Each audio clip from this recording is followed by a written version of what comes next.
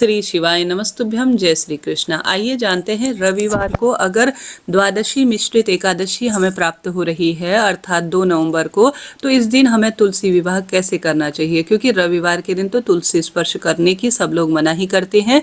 तो ध्यान से सुनिएगा, अंत तक बने रहिएगा। आप अगर 1 नवंबर को व्रत कर रहे हैं तो आपको कब से दशमी के नियमों का पालन करना है, और अगर आप 2 नवंबर को व्रत कर रहे हैं तो कब से आप दशमी के नियमों का पालन करें। ध्यान से सुने संपूर्ण नियम। कुछ गलती आप कर देते हैं जिस कारण से बीमारी, रोग, शंका, पीड़ा हमेशा आपको तंग करती है। ध्यान से सुनिएगा। इस बार दुविधा की स्थिति है कि 1 नवंबर को व्रत करना ठीक रहेगा या 2 नवंबर को। जैसे कि एकादशी तिथि शुरू हो जा रही है शनिवार सुबह 9:12 से और एकादशी तिथि समाप्त हो रही है 2 नवंबर रविवार सुबह 7:31 के आसपास। हालांकि कई जो प्रिय श्रोताजन हैं वह पंचांग को देखकर 1 नवंबर शनिवार की देवउठनी एकादशी का व्रत कर रहे हैं, तो यह भी बढ़िया है। परंतु अधिकतर जन जो कि द्वादशी मिश्रित एकादशी, त्रिस्पर्शा एकादशी और त्रियोग एकादशी करने का सुअवसर प्राप्त कर रहे हैं और सर्वश्रेष्ठ फल देने वाली एकादशी का व्रत कर रहे हैं, तो वह अधिकतर जनों के यही मत है कि 2 नवंबर रविवार को ही व्रत करना ठीक रहेगा, क्योंकि उदया तिथि इसी दिन व्याप्त है, मान्य है। 1 तारीख को जो है देर में एकादशी 9 बजे से शुरू हो रही है, तो सूर्यमुख को देखते हुए यह प्राप्त नहीं है। तो अधिकतर जन 2 नवंबर रविवार द्वादशी मिश्रित एकादशी जो कि श्रेष्ठ मानी जाती है उसका ही व्रत कर रहे हैं। वही एकादशी 1 तारीख की दशमी युक्त एकादशी है, यह सुबह श्रेष्ठ उतना फल देने वाली नहीं होती जो कि द्वादशी मिश्रित होती है। तो इच्छा आपकी है, आप 1 तारीख को करते हैं तो भी कोई दोष नहीं लगेगा, 2 तारीख को करते हैं व्रत तो भी बहुत सुंदर फलों की प्राप्ति होती है। बस 1 तारीख का जो व्रत करेंगे ना, वह 2 तारीख को अपना व्रत खोलेंगे तो बहुत लंबा समय मिलेगा उनको व्रत पारणा का, क्योंकि जो 1 तारीख का व्रत करने वाले हैं वह 2 तारीख को अपना व्रत खोलेंगे, तो 2 तारीख को हरिवासर जो है दोपहर में 12:30 के आसपास रहने वाला है। इसके बाद अपना व्रत खोला जाएगा 1:11 से 3:23 के आसपास। तो यह तो बात हो गई व्रत पारणा की। अब जो 2 तारीख को व्रत करेंगे उनके लिए बड़ी सरलता रहेगी और उत्तम फलों की प्राप्ति में भी सहायक है। अगर 2 तारीख को आप व्रत कर रहे हैं तो आप 3 तारीख को त्रयोदशी में, 1 पहर की त्रयोदशी में प्रथम पहर में कोई दोष नहीं लगता, आप व्रत पारणा कर सकते हैं सुबह 3:34 से 8:46 के आसपास 2 तारीख को व्रत करने का आप जो है पारणा करेंगे। ठीक है जी, यह तो शंका का समाधान हो गया। फिर भी कोई प्रश्न हो तो आप पूछ लीजिएगा।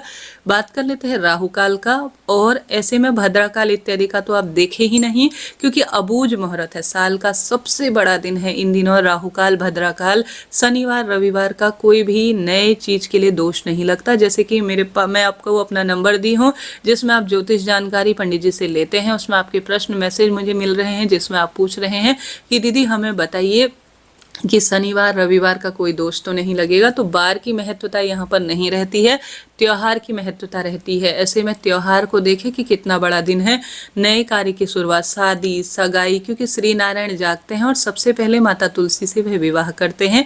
तो साल का सबसे बड़ा अबूझ दिन है, इस दिन की महत्वता को समझे। और यह अबूझ मुहूर्त जाना जाता है, जैसे कि कोई भूमि पूजन करना हो, गाड़ी इत्यादि खरीदनी हो या कोई नए कार्य की शुरुआत करनी हो, तो इस दिन आपको पूरा दिन कुछ भी देखने की आवश्यकता नहीं है, न तो बाढ़ देखें न तो भद्रा देखें।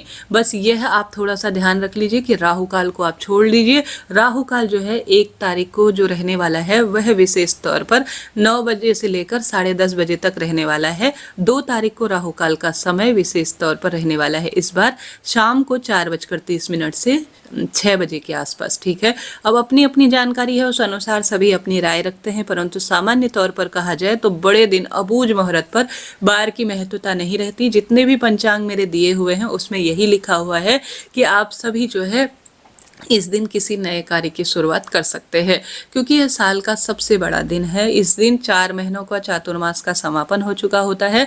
सबसे पहले श्री नारायण जागते हैं और माता तुलसी से विवाह रचाते हैं। अब देव कब उठाने हैं, तो देव आप सभी जो है विशेष तौर पर 1 तारीख को उठाइएगा। आप 1 तारीख को भी तुलसी विवाह कर सकते हैं, क्योंकि एकादशी तो इसी दिन है जो कि सर्वश्रेष्ठ रूप में हमें 9 बजे से लेकर पूरे दिन रात प्राप्त हो रही है। तो शनिवार 1 नवंबर को आप एकादशी अगर व्रत कर रहे हैं या नहीं भी कर रहे हैं तो भी आप सभी को तुलसी विवाह 1 तारीख को करना श्रेष्ठता के रूप में परिणाम देने वाला होगा। यहाँ पर आपके 2 चीज़ों का मान रह जाएगा। एक तो 1 नवंबर को जो देव उठाएंगे वह उसी समय श्री नारायण से तुलसी माता का विवाह कर लेंगे, जो कि बहुत ही सुंदर है, श्रेष्ठ है। और शनिवार की तिथि है तो तुलसी को स्पर्श करने में कोई दोष नहीं लगता है। जल चढ़ाने में एकादशी है तो आप परहेज करें। दशमी के नियमों की बात कर ले तो दशमी के नियम तो आप सभी को जो है विशेष तौर पर 31 अक्टूबर यानी आज मैं वीडियो बना रही हूँ तो आज से ही आपको दशमी के नियम रात्रि से पालन करने होंगे। आज रात्रि को प्याज लहसुन तामसिक चीज़ों का बिल्कुल सेवन ना करें, भले ही आप 1 तारीख का व्रत करें या 2 तारीख का। आप कहने का अर्थ समझ रहे होंगे। कोई भी प्रश्न रह जाए आप पूछ सकते हैं, आपका अपना चैनल है, सभी प्रश्नों का उत्तर आपको मिलेगा। अब आप सभी को आज दशमी तिथि पर ही संपूर्ण जैसे बाल धोना और नाखून इत्यादि काटना आप कर लीजिएगा। साबुन शैम्पू भी आप लगाकर बाल धो लीजिए, क्योंकि 1 तारीख को और 2 तारीख को आप सिर्फ सादा पानी से बाल धोएंगे, बालों में साबुन शैम्पू का प्रयोग नहीं किया जाएगा। डीप क्लीनिंग भी आज दशमी नियम के तहत आप अपने घर की कर लीजिएगा। एकादशी पर गलती से भी किसी जीव की हत्या ना हो, इस बात का ध्यान रखा जाता है। तुलसी आज ही तोड़ लीजिएगा, क्योंकि कल एकादशी शुरू हो जाएगी 9:12 से। तो और इसके बाद तुलसी में न तो जल समर्पित किया जाएगा और न ही तुलसी की पत्ती तोड़ी जाएगी। और तुलसी कभी बासी नहीं होती, तो श्री नारायण की पूजा में हमें तुलसी पत्ता जरूर रखना है, इस बात का आपको ध्यान रखना है। ठीक है, यह तो बात हो गई। दशमी के नियम आज से ही पालन होंगे, भले ही एकादशी आप 1 तारीख की करें या 2 तारीख की। देव कब उठाने हैं? देखिए, देव 1 तारीख को ही उठाइएगा और 1 तारीख को संभव हो तो तुलसी विवाह आप कर सकते हैं, नहीं तो 2 तारीख को करिएगा। हालांकि तुलसी विवाह तो कार्तिक पूर्णिमा यानी 5 नवंबर तक कभी भी किया जा सकता है, कोई दिक्कत की बात नहीं है। अब आप सभी को इस बात का ध्यान रखना है कि शनिवार को तुलसी विवाह आप करें, देव उठाएं, क्योंकि जब देव उठेंगे तभी तुलसी विवाह होगा।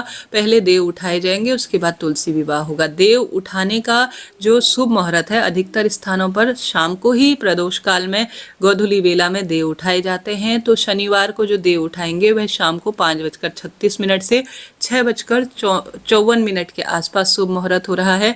जो 2 तारीख को देव उठाएंगे या तुलसी विवाह करेंगे तो वह रविवार शाम को 5:35 से 6:53 के आसपास देव उठाइएगा। ठीक है, यह बात हो गई। तुलसी विवाह आप शनिवार को कर सकते हैं, रविवार को कर सकते हैं, आप जो है कभी भी कर सकते हैं, कोई दिक्कत की बात नहीं। अब सबसे बड़ा प्रश्न, रविवार है तो हम सभी क्या तुलसी विवाह कर सकते हैं या नहीं? देखिए, रविवार को जल चढ़ाने की मनाही होती है, तुलसी के पत्ते तोड़ने की मनाही होती है, परंतु तुलसी में स्पर्श करने की तो हमने बहुत कम बार सुना है कि स्पर्श करने से कोई दोष लगता है। तो आप तो तुलसी पत्ता भी तो स्पर्श करते हैं जब भगवान को चढ़ाते हैं, तो स्पर्श करने का तो कोई दोष है ही नहीं। ऐसी स्थिति में आप सभी स्पर्श कर सकते हैं, बस जल ना चढ़ाएं, दीपक लगाएं, परिक्रमा करें। आपसे अगर कोई गलती से कोई पत्ता टूट जाता है, जैसे सूखे हुए पत्ते तो वह स्वाभाविक रूप से झड़ेंगे, इसमें आपका कोई दोष है ही नहीं। सामान्य पत्ते गलती से टूटते हैं तो कोई दोष नहीं है, आपने जानबूझकर कोई कार्य किया ही नहीं है। बात आती है रविवार को तुलसी विवाह हमें करना चाहिए या नहीं। देखिए, शुभ काम रविवार का दोष कोई नहीं लगता, इससे तो माता तुलसी बहुत प्रसन्न होंगी। वह तो यही चाहती हैं कि उनका विवाह श्री नारायण से संपन्न हो, और शास्त्रों में वर्णित है कि द्वादशी के दिन ही तुलसी विवाह सबसे अधिक फलित होता है। एकादशी के दिन भी करते हैं कई लोग, द्वादशी के दिन तो हमारे क्षेत्र में तुलसी विवाह होता है। तो रविवार का यहाँ पर कोई दोष नहीं लगता है, यह कार्य तो सर्वश्रेष्ठ फलों की प्राप्ति है। और द्वादशी पर रविवार की कोई महत्वता है ही नहीं, इस दिन तो त्योहार की महत्वता है, जो कि साल का सबसे बड़ा त्योहार है और बहुत सारे दुर्लभ संयोग बन रहे हैं। तो आप व्रत में जल नहीं चढ़ाएं, तुलसी की पत्ती नहीं तोड़ें, बस यही पर्याप्त नियम होता है। स्पर्श करने में, तुलसी विवाह करने में तो कहीं कोई दोष लिखा हुआ है ही नहीं। तो आप बिल्कुल कर सकते हैं, बिल्कुल भी चिंता टेंशन ना करें।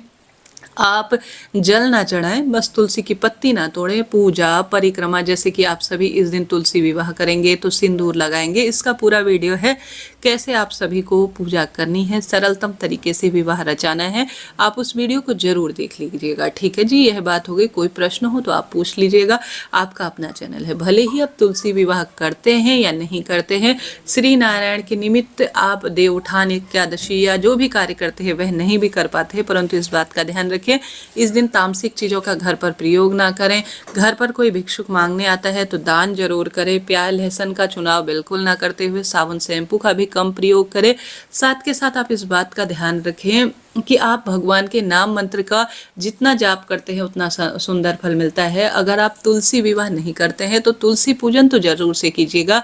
1 तारीख को तुलसी पूजन करें, तुलसी में जल चढ़ाएं, कच्चा दूध समर्पित कर कर, कलावा समर्पित कर कर, परिक्रमा 5, 7, 11, 21 जितनी आपसे परिक्रमा हो उतनी परिक्रमा आप कर सकते हैं। निश्चित रूप से आपका जीवन सफल हो जाएगा। कहा जाता है देवउठनी एकादशी का मात्र व्रत करने से 24 एकादशियों का फल मिलता है।